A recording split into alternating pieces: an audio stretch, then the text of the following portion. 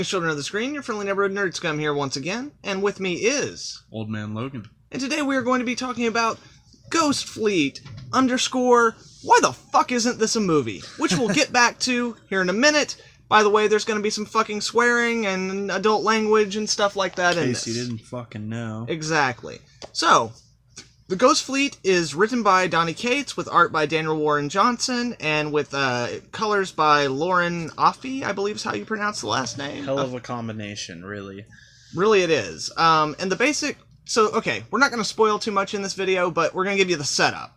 So the setup is, the Ghost Fleet is a group of smugglers that have been operating since before the War of 1815, and eventually they were brought in by a general to help get supplies into Louisiana while it was under siege. And because of that, they got a reputation, and they've been operating ever since. Basically, if you can afford it, no matter what you need to smuggle or transport, they'll do it for you. We got 18-wheelers, we can haul it. Right.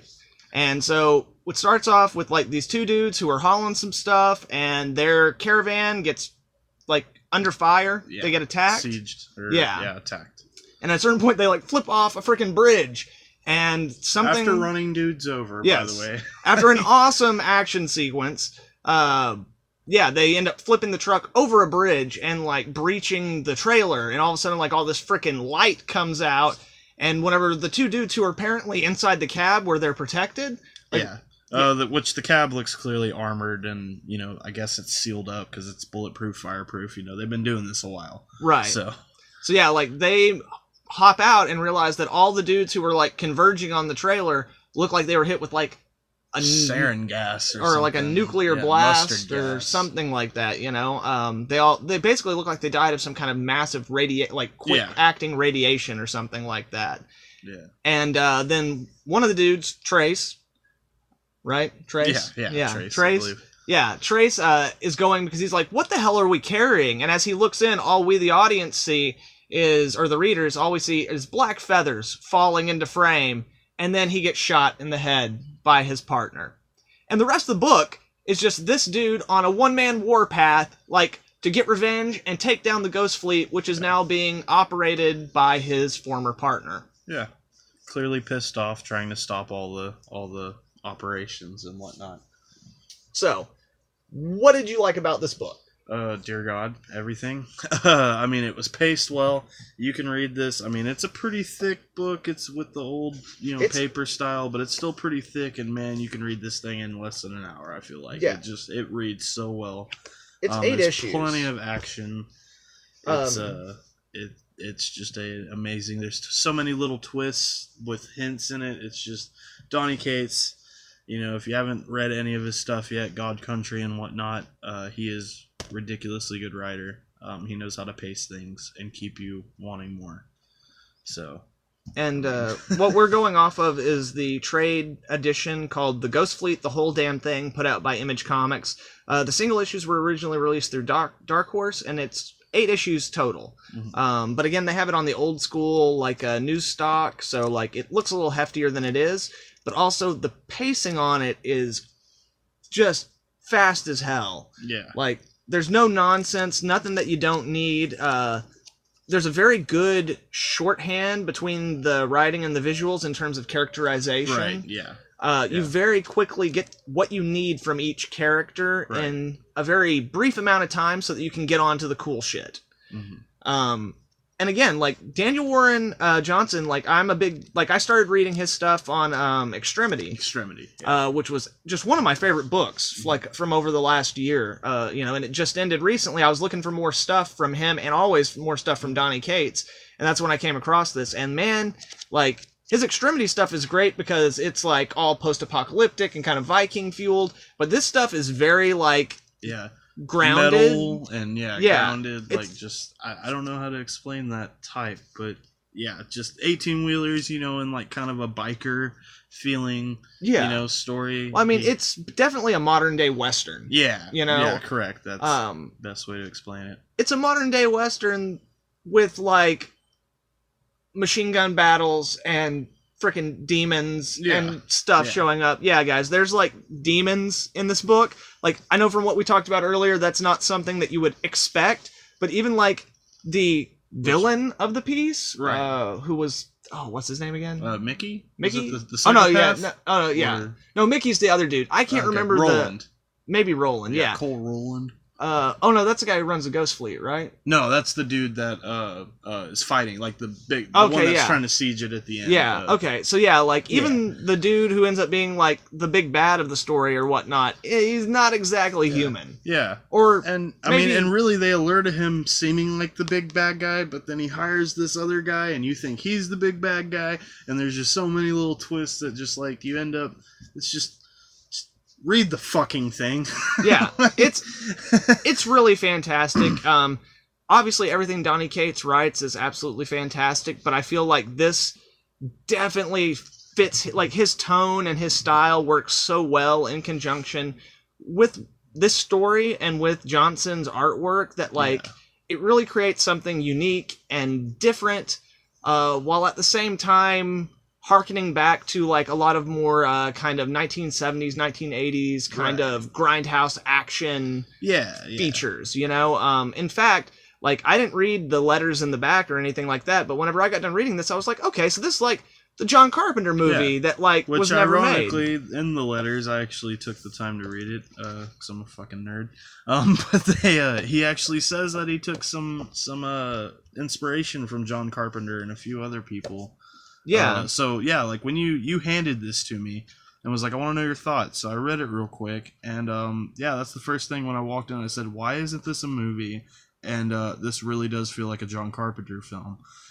Or specifically, you were like, this feels like Big Trouble in Little China. Yeah. And I was like, oh yeah, well that's a John Carpenter film too, because what I was going with was Escape from New York, because the main character feels very much like Snake Plissken. Yeah, we did talk about that. And since you've read it, now you've seen Escape from New York. Yeah. So, you know what I was talking about there. Mm-hmm. But yeah, in the book, apparently, they cite those and like John Carpenter films as some of their biggest inspirations for this.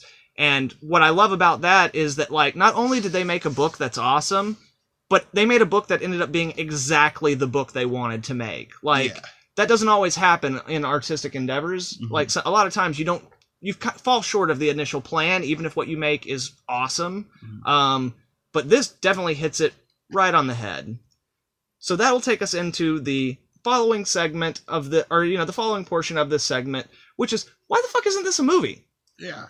Yeah, I mean, even just your first couple pages, I know y'all can't really see it while I flip through it here, but I mean, it opens with them in an 18-wheeler going down the dark... Well, first it's the history lesson on why the Ghost Fleet exists, but I mean, then it opens up with the 18-wheeler just barreling down the highway. Like, that's a good opening scene, just starting there. And then, there's so many little areas you can cut into to make a movie, and this damn thing's so short and to the point. Like, you got a script right here. Well, yeah, and like basically what you have here is, so it's 8 issues. Mm-hmm. So your first issue, because it's an action sequence, that can basically become your prologue to your movie. Right. The first 5 minutes, and then the very last chapter, basically like you break that up a little bit. So basically the 6 issues in between those two. Mm-hmm. You break those up by 2 per issue, and obviously you have to mix it up some. But basically, you have your 3 acts right there, with taking a bit of that final issue. Your main protagonist, like, of course, you're going to give a little bit of his struggle to get to the ending act. Yeah. And, while in the background showing a little bit of what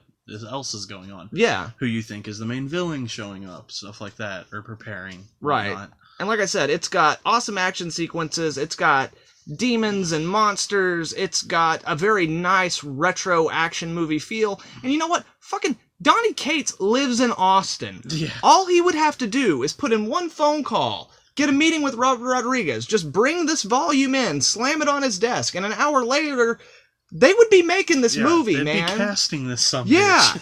And Rodriguez is perfect because he already made a movie that was like a modern day take on the missing John Carpenter movie, which was like Planet Terror, his segment in Grindhouse.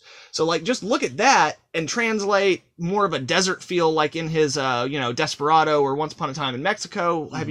You have in some of those sequences. Yeah. And he has like plenty of experience with effects. So like, and this movie's story, while it's like got big action sequences and stuff, it's not huge. Yeah, it's simple, I guess is the way to put it. Like, it's doable. Well, it's contained, and streamlined. So like you imply a much bigger story than you actually see until you get to kind of the epilogue of the story. Right.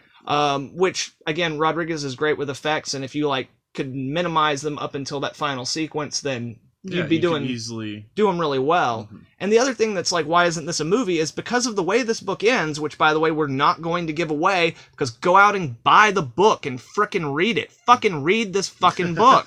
But the way that the book ends, if you were to do that as a movie, then from that point on, you could just follow that. Yeah, you have infinite possibilities. Like, it's you'll see. Kind of open-ended in a lot of ways towards the end there. There's a lot you could fill in, and you could even get, like, Donny Cates to come in and write, like, your outline, and then hire your writers. Clearly he enjoys this universe that he created. Yeah. I'm sure he could come back and give some emphasis on stuff that he thought about doing, but he didn't want to make a sequel to it and ruin it, or something like that. You know, and, like, also, like, you know, if you could do it easily as a movie, it could also easily be like a series. Like, just a 12-episode, you know, like like Orville. You know? Yeah, like kind of how Rodriguez went back and did From Dusk Till Dawn as a series, except this would actually be good instead of sucky. I see what you're saying. Because I'm not a big fan of that show. I just went in with like the middle. Yeah. You know, like you got something else that's about to come out and something that's about to end. You can just fit it right in there, and it'll bring in the viewers. Yeah, totally. So anyway, those are our thoughts on this book. It's really awesome. It should be a movie. If anyone out there is listening to this who believe or thinks the same way, just mail Rodriguez a copy of this. I might do the same thing. But we highly recommend it. Go out and get yourself a fucking copy of Ghost Fleet by Donny Cates, Daniel Warren Johnson, and Lauren Offey. Do you have any final thoughts? No, you covered it. Okay. I just won't shut the fuck up, apparently, but that's what we're doing now. I mean, I reiterate, just buy the fucking book. Yeah, go out and buy it, because it's awesome. You will not regret it. I guarantee it. I needed something to read for a few minutes before I went to bed one night, and the next thing I knew, it was 5 a.m, and I was finished with the book. Yeah. It's just fucking awesome. These guys are really talented, and you can really tell that they had fun with it and put their all into it, and that is the kind of work that we all need to support. So, without, any further ado or bullshittery, go out and buy this book, and thank you very much for listening. If you like this video, please leave a like and share it with some friends. That's more important now than ever with everything YouTube is changing up on us small YouTubers. If you're not subscribed, make sure to subscribe and hit that little bell so you can get notifications on all the dope content I'll have coming out in the future. Once again, thank you very much for watching, guys. Nerd Scum, out. Later. Oh, Old Man Logan later? Old Man, bye.